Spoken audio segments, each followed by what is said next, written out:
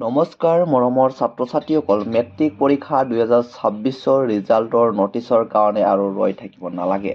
কাৰণ চোৱা, তোমালোকে অতি সহজতে ধাৰণা কৰিব পাৰিবা যে তোমালোকৰ ৰিজাল্টসমূহ কেতিয়া দিব।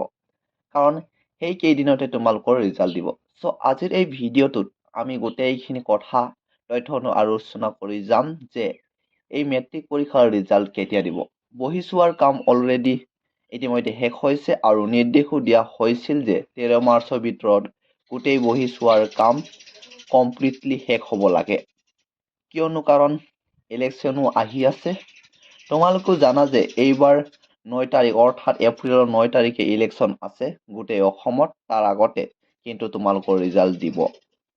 লগতে ছাত্ৰ ছাত্ৰীসকলৰ বাবে এটা ভাল খবৰো আছে। কি হয় গোটেইখিনি কথা তথ্য অনুসৰি ডিছকাছ কৰি যাম।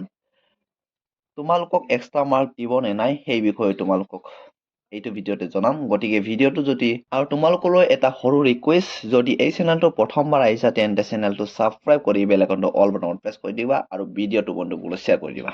বলা ষ্টাৰ্ট কৰোঁ। এইবাৰৰ যিটো নেকি মেট্ৰিক পৰীক্ষা শেষ হৈছিল তোমালোকৰ 27 ফেব্ৰুৱাৰীত আৰু তোমালোকৰ বহি চোৱাৰ যোনটো কাম বা যোনটো প্ৰচেছ সেইটো 13 মাৰ্চত শেষ হৈছিল। চ' বহি চোৱাৰ কাম বহুত আগতে শেষ হৈ গ'ল আৰু বৰ্তমান সময়ত বহি এৰেঞ্জমেণ্টৰ কাম চলি আছে। তাৰ পিছতে শিক্ষামন্ত্ৰীয়ে টুইট কৰি জনাব যে তোমালোকৰ মেট্ৰিক পৰীক্ষাৰ ৰিজাল্টৰ ডেট। আৰু এটা কথা যে বহি চোৱাৰ কাম যিসকল শিক্ষক শিক্ষয়িত্ৰীয়ে কৰিছিল সেইসকলে জনাইছে যে বৰ্ডৰ ফালৰ পৰা যিহেতু ইংলিছ ছাবজেক্টৰ ভুল হৈছিল কুৱেশ্যন পেপাৰত, চ' তাৰ পৰিৱৰ্তে এক্সট্ৰা মাৰ্ক দিয়া হ'ব। মানে সেই প্ৰশ্নৰ নম্বৰটো দিয়া হ'ব। কাৰণ সেই প্ৰশ্নটো ভুল আছিল। তোমালোকে যদি এটেণ্ড কৰিছা তেতিয়া তোমালোকে সেই প্ৰশ্নটোৰ নম্বৰটো পাবা। চ' সেইটো কাৰণে কোৱা হয় যে যিকোনো প্ৰশ্নই নহওক কিয় তুমি পাৰা বা নোৱাৰা যিকোনো এটেণ্ড কৰি আহিব লাগে। চ' যোনসকলে এটেণ্ড কৰিছা সেই প্ৰশ্নটোৰ মাৰ্ক অৰ্থাৎ এক্সট্ৰা মাৰ্ক বুলি ক'ব পাৰি, তাক তোমালোকে নম্বৰটো পাবলৈ সক্ষম হ'বা।